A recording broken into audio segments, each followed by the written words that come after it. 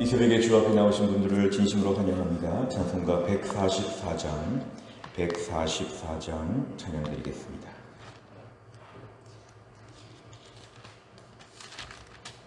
찬송가 144장입니다.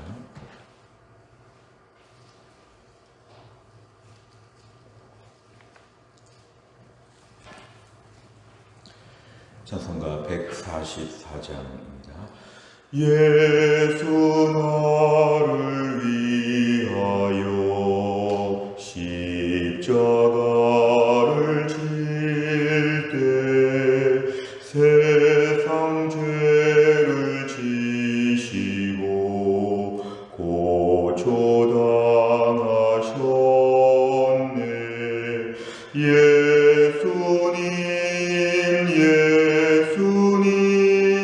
나의 죄 위하여 보배 피를 흘리니 죄인 받으소서. 십자가를 지심은 무슨 죄가 있나. 저무지한 사람들 메시아 죽였네. 예수님 나의 죄 위하여 보배 피를 흘리니 죄인 받으소서. 피와 같이 굵은 죄 없는 이가 없네. 십자가의 공로로 눈과 같이 되네. 예수님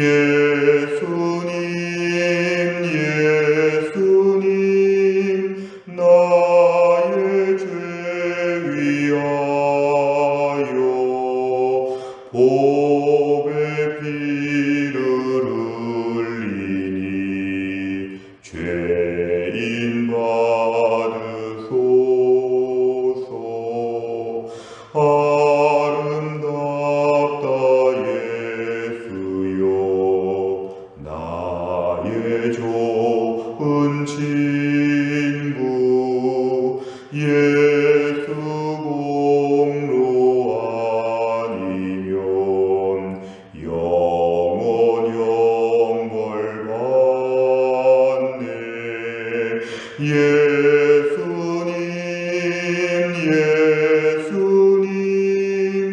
나의 죄 위하여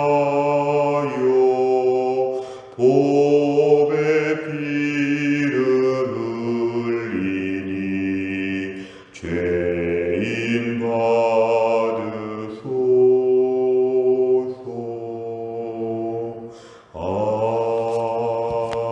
아멘. 하나님 말씀은 시편 133편과 134편 두 편의 말씀을 보겠습니다. 133편과 134편 페이지로는 구약성경 901페이지에 있습니다.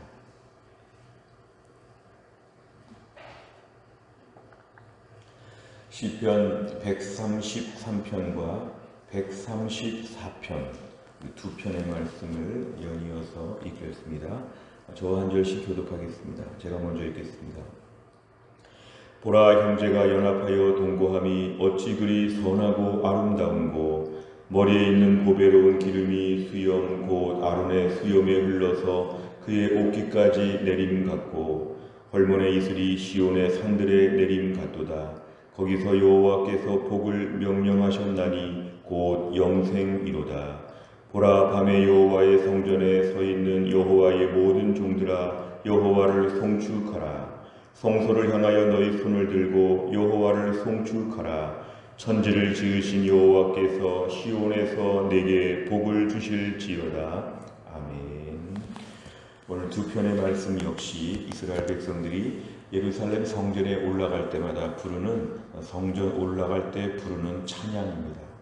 아침에 교회 나올 때, 또한 차를 타고 올 때, 계단을 올라올 때, 예배당에 들어오면서 이런 노래들을 마음껏 부르면서 이미 마음이 은혜로 충전되어 있는 상태에서 하나님을 경배했던 이들의 신앙적인 전통을 우리에게 보여줍니다.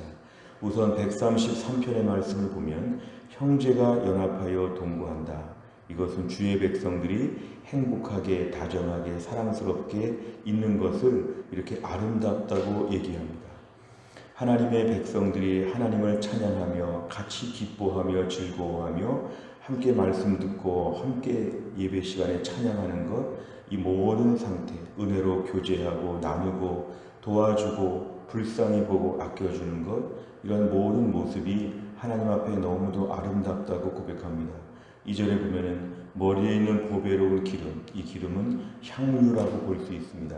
머리 위에서 아름다운 이렇게 향유를 부으니까 그것이 얼굴을 타고 내려오는데 수염까지 흘러넘친다. 그의 옷까지 내려온다. 아주 아름다운 그런 향수 같은 것을 뿌리면서 그 몸에 온 전체가 아름답게 단정되고 좋은 향기를 내린다는 것은 온 몸이 아름다운 향기로 가득 찬다는 것입니다. 이 모습도 역시 매우 아름다운 모습이고 자신을 좀 더 예쁘게 또 귀하게 잘 꾸미는 것이죠.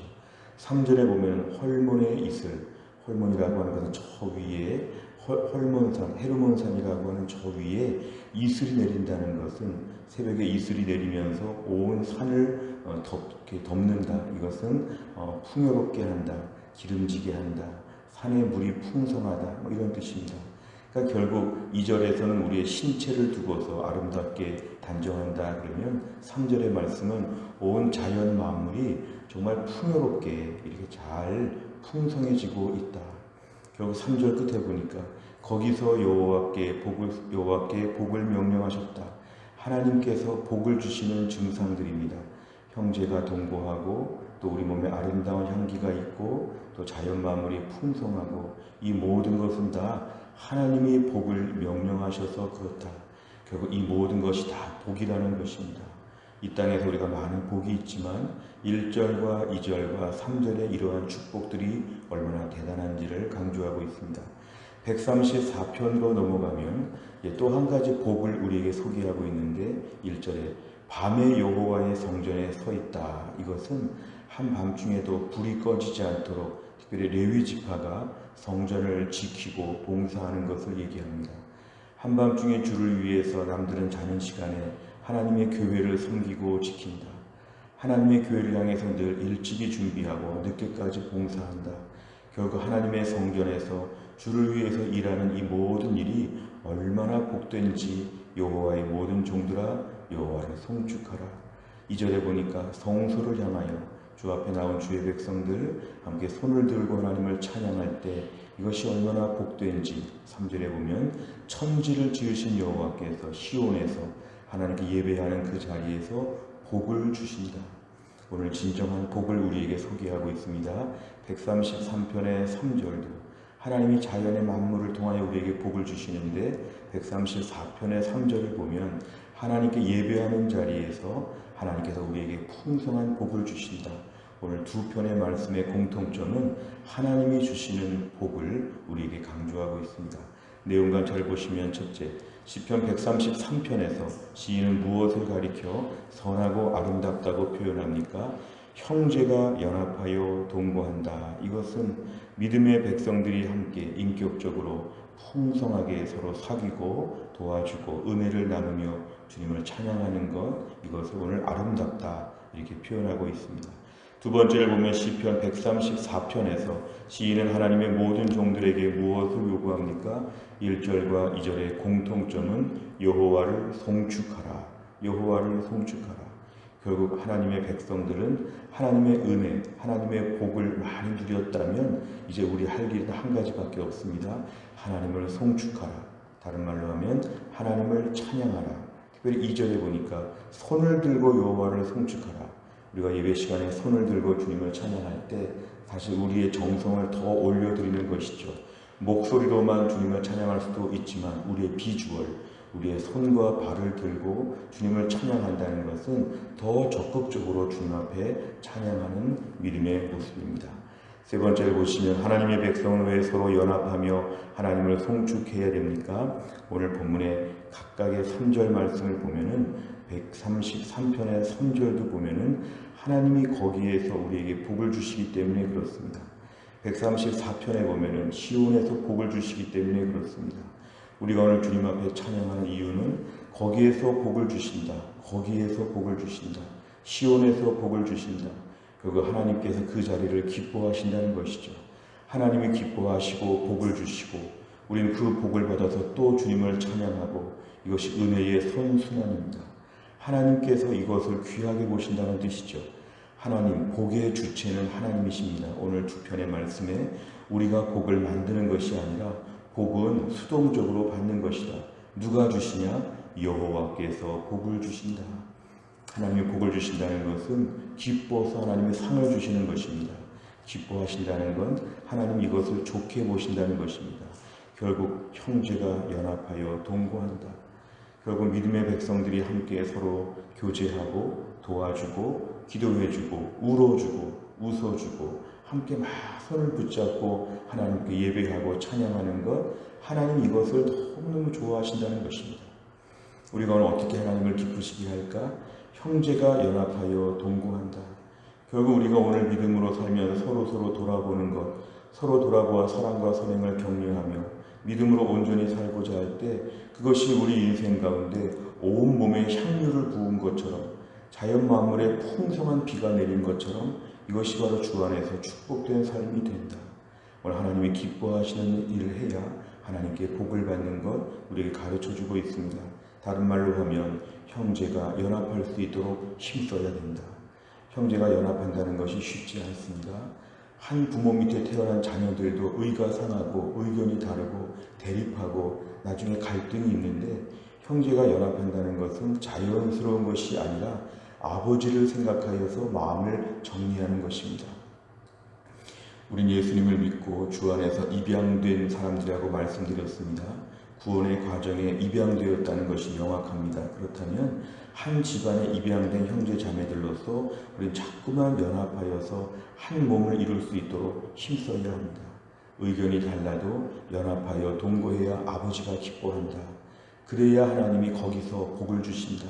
결국 우리는 이 땅에서 연합하는 일에 힘을 써야 됩니다. 그리고 하나님께 예배하는 일에 힘을 써야 됩니다. 아무리 힘들고 어려워도 예배하는 일에 힘을 써야 하나님이 기뻐하시고 복을 주신다 이것입니다. 특별히 저희가 지금 고난주간을 보내면서 이 말씀을 꼭 기억해야 됩니다. 형제가 연합하여 동거한다는 거 우리끼리 그냥 결심하는 것이 아니라 나를 사랑하사 나를 위하여 십자가에서 죽으신 예수님 생각하면 하나 될 수 있습니다. 예수님의 죽으심 생각하면 못 참을 게 없습니다. 예수님의 죽으심 생각하면 다 순종해야 됩니다. 연합하라, 예, 연합하겠습니다. 찬양을 해라, 예, 찬양을 드리겠습니다. 고난주간의 십자가를 생각하면 너무도 많은 사랑을 받았기 때문에 우린 다 따라서 행동해야 됩니다. 하나님 우리 주신 것이 많기 때문에 무엇이든지 시키는 대로 해야 되죠. 그럴 때 우리가 연합하여 동거해라, 네, 찬양해라, 예, 주 앞에서 우리가 전적으로 순종하는 믿음으로 이번 한 주간 동안 우리 함께 기도해야 되겠습니다.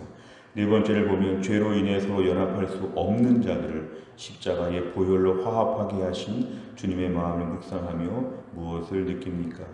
혹시 우리는 이렇게 연합하여 동거하는 것 잘하고 있는가 돌아보라는 것입니다.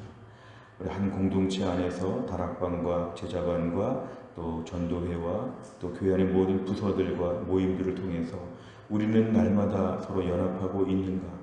우리는 본래 연합할 수 없는 죄인들이었지만 하나님이 저희들을 십자가의 피로 하나가 되게 하셔서 연합하도록 만드셨다면 우리는 이 일에 힘써야 한다는 것이죠. 어떤 분은 정말 나랑 안 맞을 수 있습니다. 그래도 끝까지 기도해 줄 정도, 인사할 정도까지는 가야 하죠. 아주 친해질 수는 없다고 할지라도 주 안에서 함께 은혜를 나눌 정도까지는 친해져야 되죠. 연합하여 동거한다는 것은 매우 절친한 친구가 된다는 뜻이 아니라 인정하고 어느 정도까지는 좀 공동체성을 유지하는 것을 이야기합니다.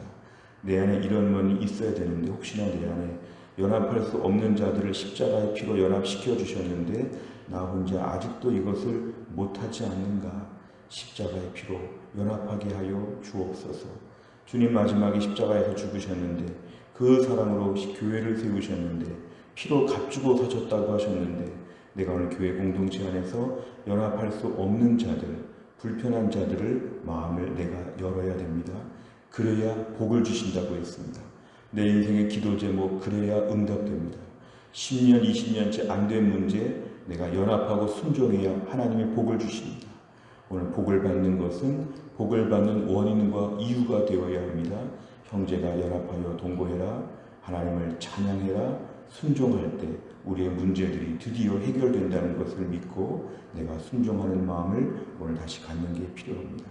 5번째를 보면 나는 십자가로 하나 된 형제들과 어떤 관계를 맺고 있습니까? 하나님 안에서 형제들과 온전한 연합과 화목을 이루기 위해 무엇을 실천하겠습니까? 오늘 2022년 고난주간을 맞이하여 내가 먼저 순종하면 우리가 승리하는 것입니다. 내가 오늘 불편하고 어려운 분들을 위해서 기도해주고 혹시나 마음이 열리면 전화하고 혹시나 마음이 열리면 공동체에 적극적으로 참여하면서 내가 먼저 순종하게 될 때 하나님께서 우리에게 드디어 복을 주신다. 오늘 내 인생의 중요한 문제, 하나님께 온전하게 순종할 때 비로소 복을 주신다. 어려운 문제가 비로소 해결된다. 오늘 말씀은 우리에게 복을 받는 비결들을 가르쳐 주십니다. 이 고난주간에 다시 한번 주님의 십자가를 생각하면서 주님은 나를 위해 그렇게 매맞으시고 구타를 당하시고 침뱉음을 당하시고 조롱과 멸시를 당하시고 십자가에서 하루 종일 피가 흘러서 그렇게 해서 죽으시는 십자가 처형으로 죽으셨는데 내가 주 앞에서 못할 게 없습니다. 다 할 수 있겠습니다. 하나님, 형제가 연합하여 동거하는 거 제가 오늘부터 순종하겠습니다. 이렇게 믿음으로 결단하여 하늘의 복을 다 받을 수 있기를 주의 이름으로 축원합니다. 기도하겠습니다. 하나님 아버지 감사합니다. 고난주간을 맞이하여 새벽기도에 나온 저희들에게 오늘 시편 133편과 134편의 말씀을 통하여 주의 음성을 듣게 해주심을 감사합니다. 형제가 연합하여 동거하는 게 어찌 그리 아름다운지 하나님께서 칭찬하시고 거기서 여호와께서 복을 주신다고 하셨는데 오늘도 이 땅에서 우리의 삶 가운데서 연합하기가 얼마나 어려운지 죄인들끼리 서로 마음을 열고 가까워지는 게 얼마나 힘든지 우리 안에 죄성과 악한 본성이 있음을 주 앞에 고백합니다.